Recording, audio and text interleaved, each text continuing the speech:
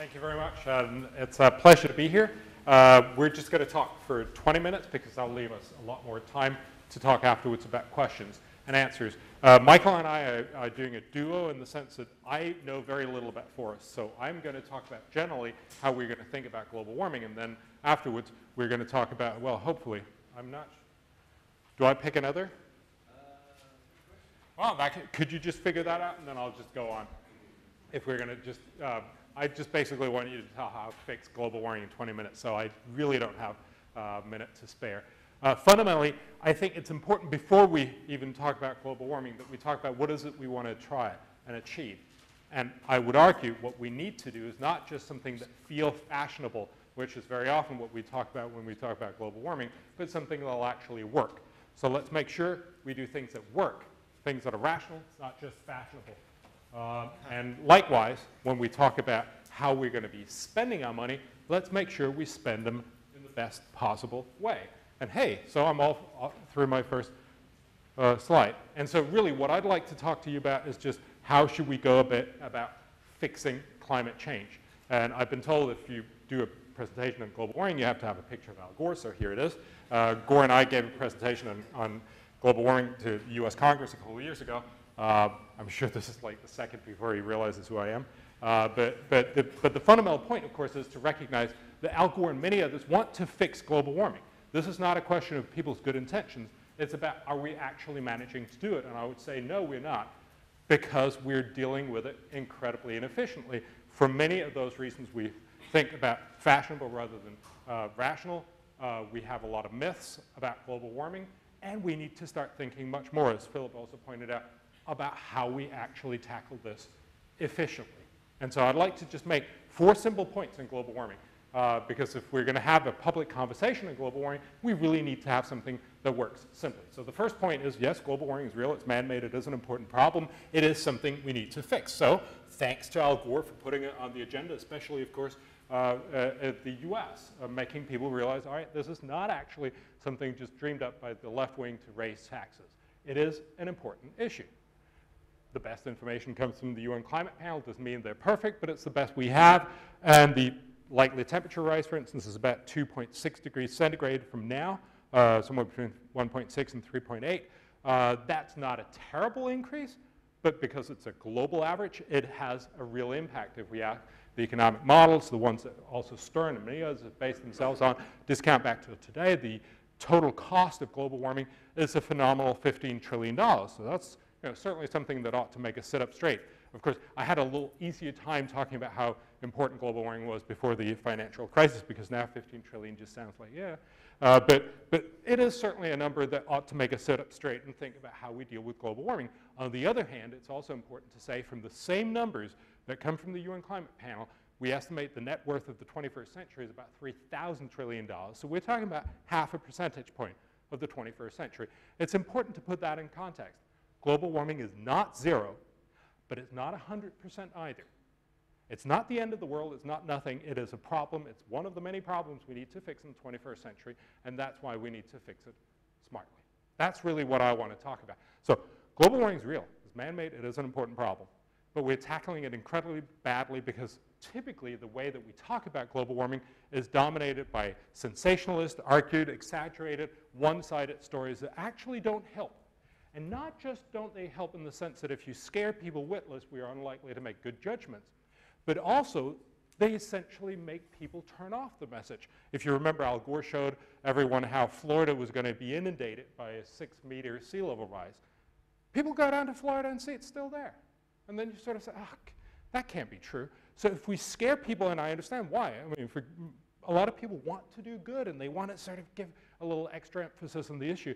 But if it ends up meaning that people turn off the message, we haven't done a good deal. So really, this is about realizing that, yes, global warming is real, but it's often exaggerated and one-sided, and that doesn't lead to good judgment. Let me just give you a few examples of this. Again, Al Gore is just a good example, but obviously many, many other people have said this. That global warming is a planetary emergency. We have just 10 years to avert a major catastrophe that could send our entire planet into a tailspin of epic destruction involving extreme weather, floods, droughts, epidemics, and killer heat waves beyond anything we have ever experienced. Certainly sounds like something we don't want to have, but it's also important to say, We read this very, very often. A British think tank that argues for strong carbon caps say that much of the lexicon of global warming really has almost the impacts of climate porn. It's secretly thrilling, but it's not very useful for having a conversation. Again, because we just have 20 minutes, let me just use two of these issues and take a look at heat deaths and hurricanes, the idea that we're going to see killer heat waves and that we're going to see more extreme weather. Obviously, some things that are very pertinent to the Australian case. There are lots of other things I'd love to get into that further when we get to the discussions. But certainly, let's take a look at how killer heat waves or heat deaths and hurricanes are being used, and I think misused, for arguments on how we should tackle global warming. First of all, are we going to see more heat deaths with global warming? Yeah, absolutely. Higher temperatures, more heat waves, hence more people are going to die from heat. We have the best studies from Europe about it. 50 researchers cross-national study across all of Europe indicated that, for instance, for Britain, mid-century, because of global warming, we're estimating that we will see about 2,000 more people die every year because of global warming. That's a significant number. We need to say that. We need to be honest about that. The problem I have is that that's a very one-sided argument, because obviously as temperatures rise, we're going to see more heat waves and hence more people dying from heat. But as temperatures rise, we're also going to see fewer cold waves and hence fewer people dying from cold. We should mention both, and that's important because the same studies that show that we're going to see more people dying from heat, absolutely correct, also show we're going to see dramatically fewer people die from cold. In the UK, it's estimated that that's about 20,000 fewer deaths. It's not a good way to inform the conversation to say we're going to see 2,000 more people die and forget to say we're going to see 20,000 fewer. Now, of course, you'll excuse me for, I come from Denmark, maybe we like this. But this is actually also true almost globally, almost everywhere. It doesn't mean everywhere. For instance, sub-Saharan Africa, this is probably not true. But the study showed, the only peer-reviewed published study that looks at all the regional impacts indicate that we're going to see about 400,000 more heat deaths, but 1.8 million fewer cold deaths by mid-century. So one point is to say that we're being misled in the way we're only being presented with a one-sided argument. But much more importantly, if we actually want to help people with these issues, is the right way forward to tackle global warming. Is the right way to help people who die in heat waves to cut back our carbon emissions. Well, even if we accept all the ideas that yes, it is going to get warmer and hence we are going to see more problems with heat deaths, cutting carbon emissions which simply means that yes, the temperature will rise, but slightly less towards the end of the century. So more and more people are going to die from heat waves, but slightly fewer more are going to die towards the end of the century. Is that really the best we can do? And the argument, of course, is no. We know that, for instance, from the US, virtually nobody dies from heat waves anymore. Why? Because they have air conditioning. So if we care about people dying from heat waves, we have a very simple technological solution. Of course, a lot of people feel uncomfortable about this because it will mean more CO2 emissions. But let's then be honest, then we're not talking about simply helping people. We're talking about something entirely different. And of course, if we want to help people and also be low carbon, there are many things, and some of the things that Michael will also get into later, we could basically make cities more livable. We know that most cities are much hotter than their surrounding countrysides. About 90% of all people are going to be living in cities by the end of the century. And we could reduce the temperatures in cities much more than global warming is going to increase them by focusing on those urban heat islands. Basically, lots of black surfaces and lack of water means that, for instance, Tokyo is more than 12.5 degrees warmer in August than its surrounding countryside. Why don't we do something about that? If we care about people, and we know this for LA and New York and London and several other places, let me just show you the numbers from London. We know that if we added more water features and greenery in London, we could reduce heat wave temperatures about 8 degrees in London. Much more than what global warming would increase the heat waves. And likewise, of course, if the problem is asphalt, black surfaces, why don't we paint the rooftops of tarmac in light colors? If we did that, just a quarter of the rooftops in London, we could reduce heat wave temperatures about 10 degrees. Much, much more, much cheaper, much faster. Again, my point here is simply to say we need to have a conversation where we can say, if we care about people dying from heat waves, why don't we fix it smartly, efficiently, and fast?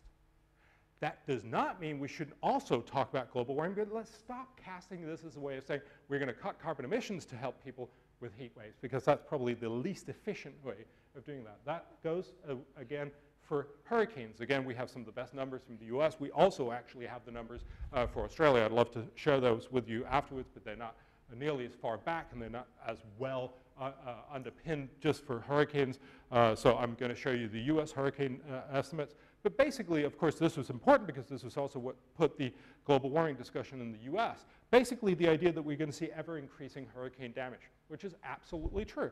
This used to be the biggest hurricane in the US, Hurricane Andrew in 1992. Then we had the 2004, and then, of course, Hurricane Katrina and many others in 2005 totally maxed out the impact. This is an inflation-adjusted dollars, so this is really a good comparison. Basically, nothing from 1900, and dramatic increase up till 2009. This seems to indicate that global warming is making hurricanes worse and worse, and we're just going to see more and more impacts. It's true we're going to see more and more impacts that have very little to do with global warming. As Australia has also seen with the Aussie, yes, you had a big hurricane coming in, but of course we've actually seen declining levels of hurricanes across the last century and a half in Australia. So what is really driving this is the fact that many more people live with much more stuff closer to harm's way. Let me show you a picture because it in some ways shows much better. If you look at Miami Beach in 1926, is it clear that if a hurricane hits here, yeah, you've got to take the deck chairs in. But fundamentally, it's not going to harm that much. Whereas, of course, the same place in 2006 is going to be devastated from a hurricane. And so the real point here is to recognize what we are seeing as the dramatic increase is fundamentally from social factors, not from global warming. So if you look again at this graph, I just showed you the dramatic increase in hurricane damage over the last century and 9 years, of the last 109 years. If we tried to take this and tried to correct for social impacts, that is, if all the hurricanes of the last 109 years had hit the US as it looks today, what would be the impact? And this is what researchers show, a very, very different impact. You'd actually see a very dramatic impact in the early part of the century. The biggest hurricane, the Great Miami Hurricane in 1926, tore right through downtown Miami, but of course, as you saw, virtually nothing there to destroy. So what you see is that would have been the most costly hurricane in US history, and also twice as deadly as Hurricane Katrina. The second largest would have been the great Galveston hurricane of 1900 that was also the biggest kill in the US, killed about 5 times as many as Hurricane Katrina, and Katrina only the third largest. So again, the point here is to recognize this is fundamentally about social factors, many more people, much more stuff, close to harm's way, and only a tiny bit about global warming. We're probably expecting that global warming will mean slightly harsher, bigger hurricanes, probably also slightly fewer, but overall probably more damaging. But it's important to put it in context. If we look till 2050 and look at the most likely worst case scenarios for global warming, we're expecting a 10% increase in damages from climate change, but a almost 500% increase from social factors. Why is it, if we want to help people, if we want to do good in the world, that we're so focused on cutting this a tiny bit instead of cutting this a lot? Of course, most people don't even know how we go about cutting this. Our indications is that by a successful Kyoto Protocol, which of course is a lot more than what the world has managed to do, we could probably cut about half a percentage point here. If we focused on social factors, we could easily cut somewhere between 250 and 400 percentage points. We could possibly even make that negative. That is, leave future generations better off with less damage than what we're seeing today.